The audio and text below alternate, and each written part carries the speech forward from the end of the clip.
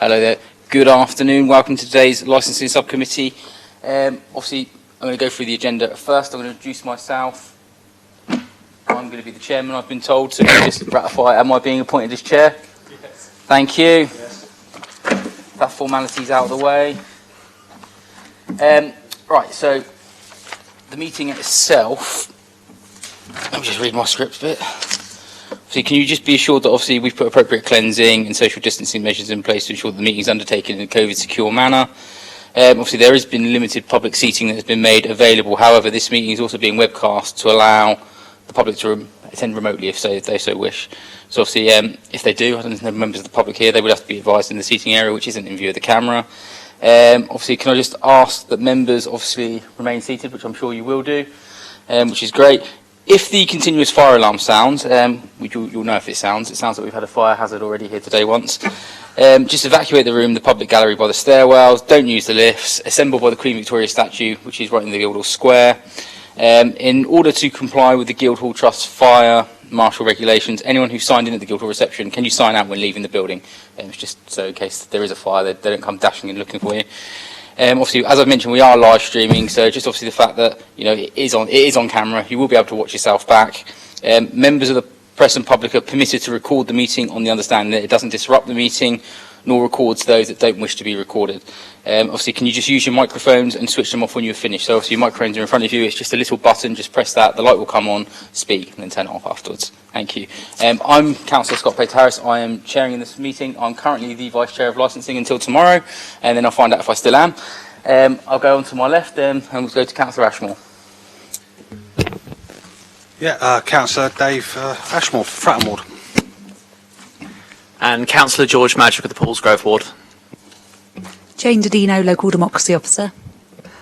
Good afternoon, Derek Stone, Principal Licensing Officer. Tracy Blair, Legal Advisor.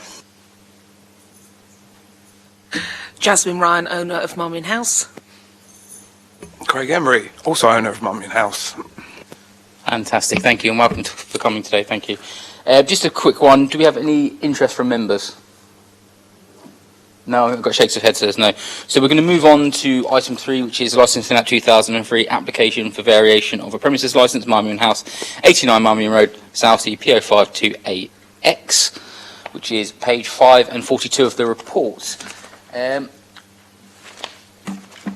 Obviously, we have got a deputation today from a resident, which I'm just going to make note of. They're not here today.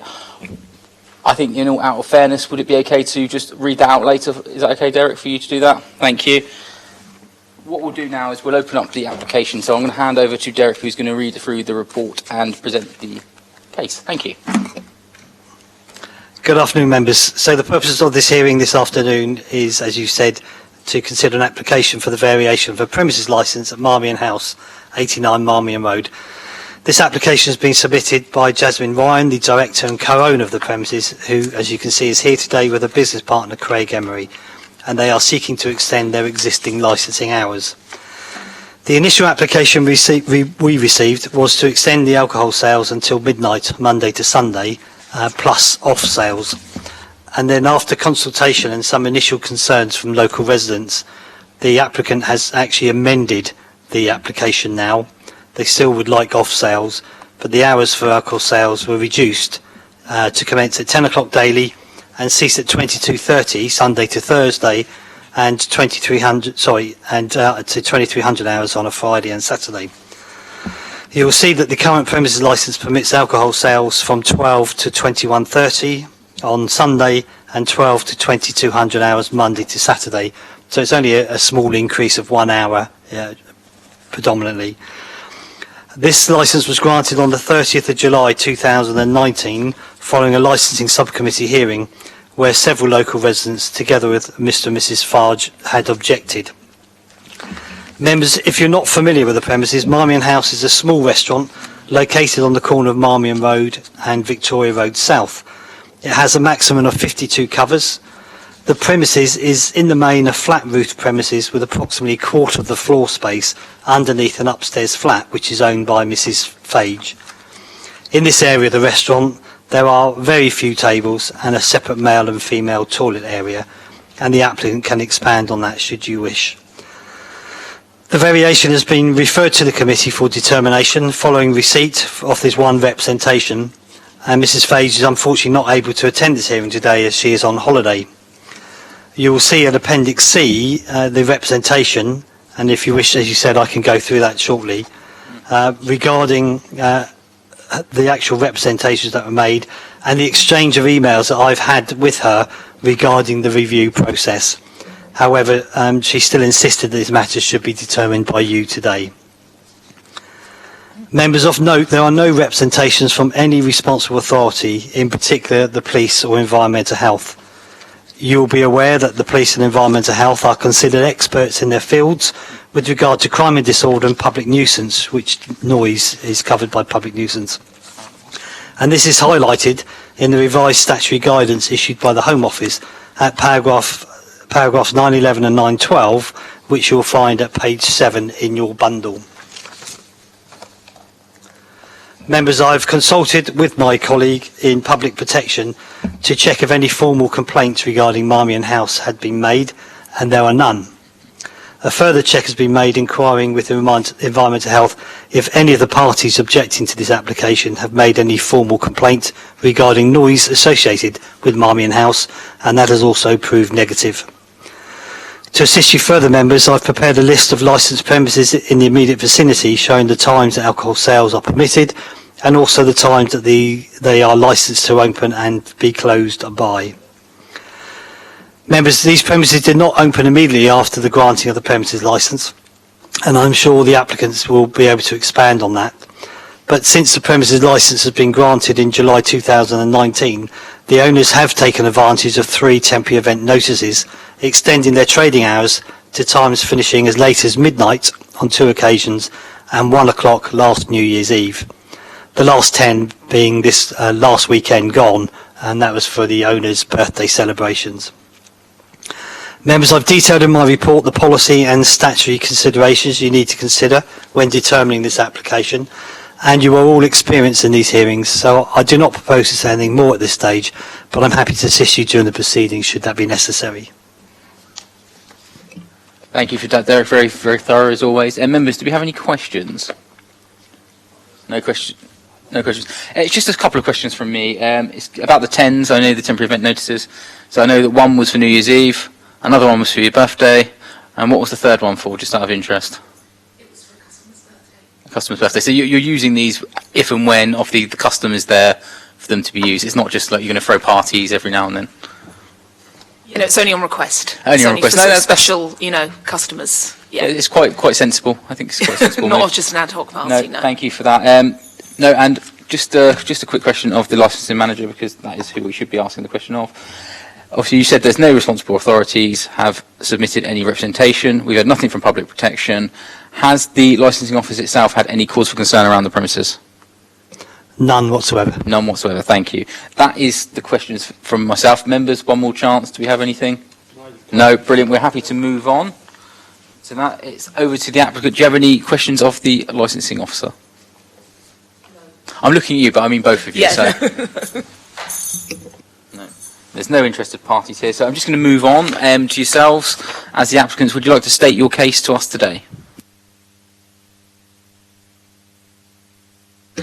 Okay, the main purpose of extending our licence is we need to, as a small business, having suffered the effects of COVID, we need to make some more money, and the only way we can do that is to turn our tables.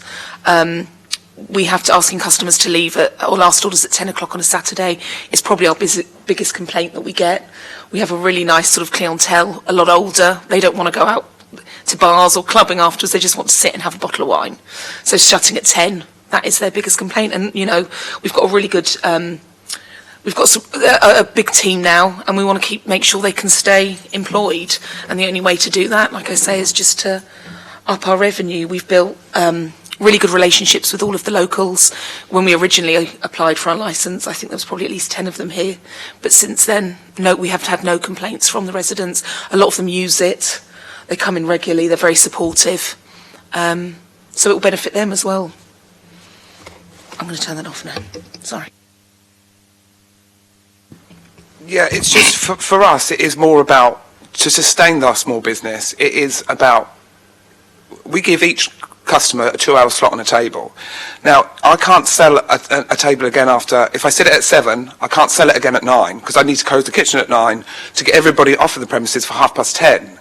See, if I could just go an hour later, then I can sell that table again. So I can have 2 sittings in the restaurant, which will generate over a month of period. It will generate a lot more money for us. So that's why we want to go a bit later, just to sustain our business, really. That's it. Thank you for that. Members, do we have any questions? Yes, please. Is that okay? Over to you, Councillor Could I just have, obviously, because Miss Fage isn't here, can I have some clarity on how her property is connected to yours, or what the connection is? Because the pictures aren't overly clear. So if you could just kind of summarise, that'd be great. Okay, so her flat is above half of our restaurant. It's the back end of our restaurant is where most of her apartment is, but it's a staircase that is above our toilets. In the front, when we took down the kitchen, when we took down a wall to build the kitchen, we found a doorway which had been bricked up. I think there's some pictures she sent you. But we did have that soundproofed, filled in, and now that doorway is in the top of the roof next to the extraction unit. But it's all been soundproofed.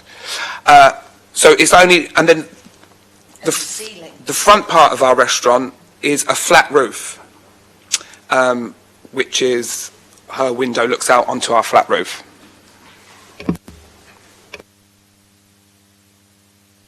Any more questions, Councillor Madrick?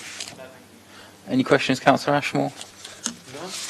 It's just more so a comment from me on the actual submission that you've put in today. It's actually very thorough. Quite often we come to these committees and they're not very thorough as a report. So your actual application I'm quite impressed with. So I'm just going to put that down as something that I don't usually see. And you've obviously taken the licensing objectives into account, which I think is quite important for what we're trying to do today. I mean, you've mentioned about the extra hour that creates. Obviously, there has been some concerns about noise regarding that extra hour.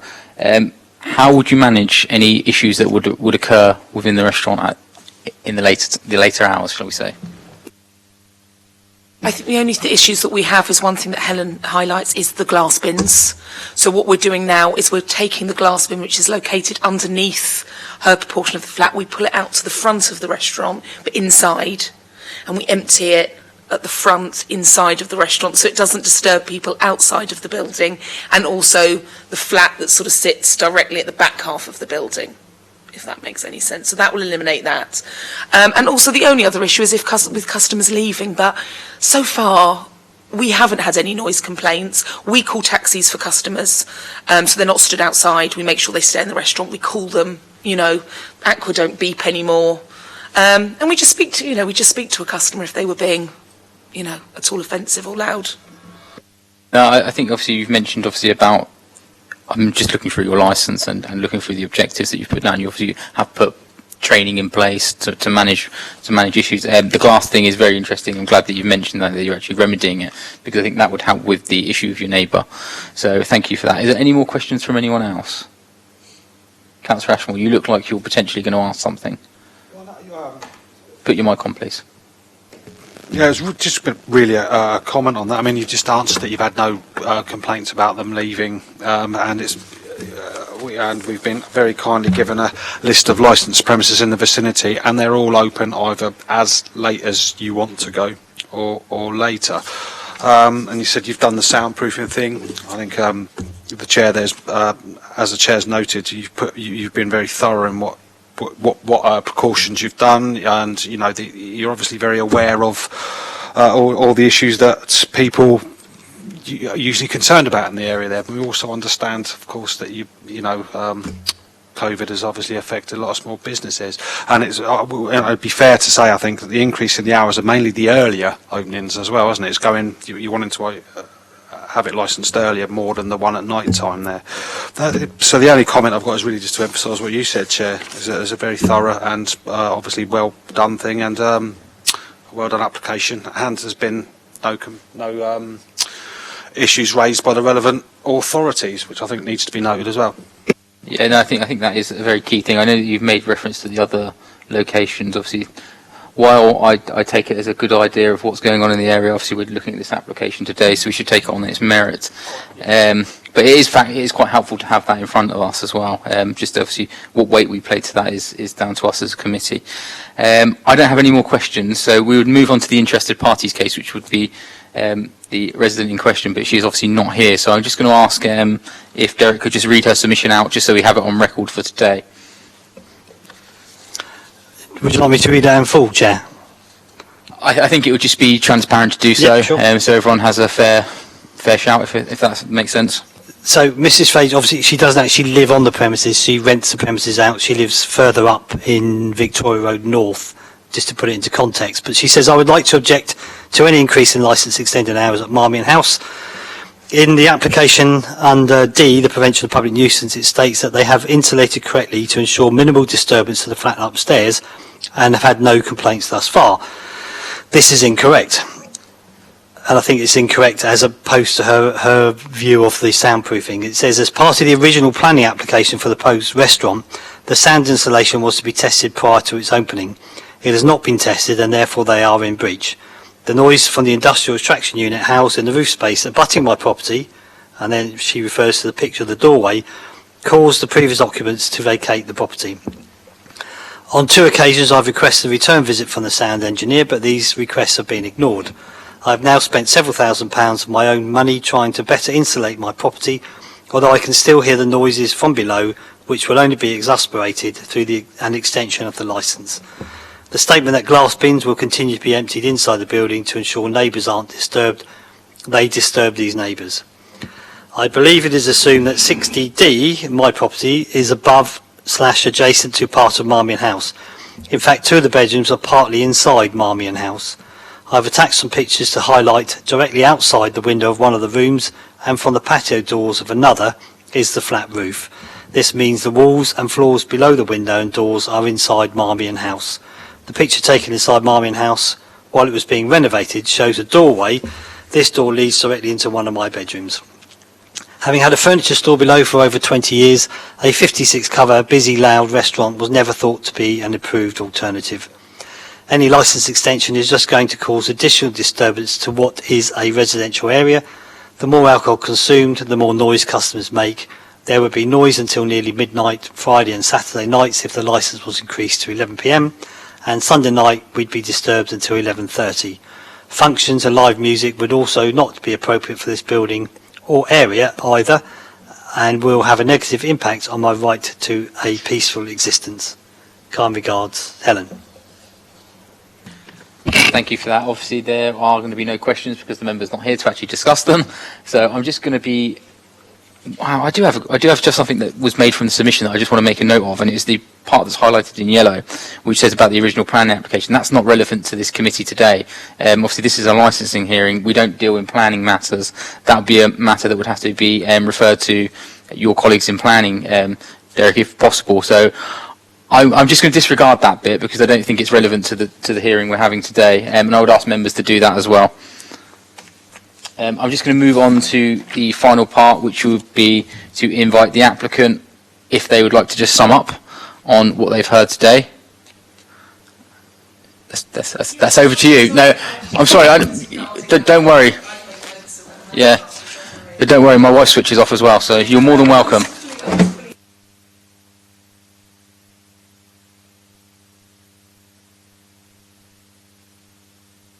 So obviously we just want to sum up that we would like to extend our licence. Since we've opened, we've had no complaints about the noise, and we have done everything legally that we should do. The only reason we want to extend it is for our customers and for their benefit, which has ended up being our local residents. We employ a lot of staff now, and we want to keep them employed.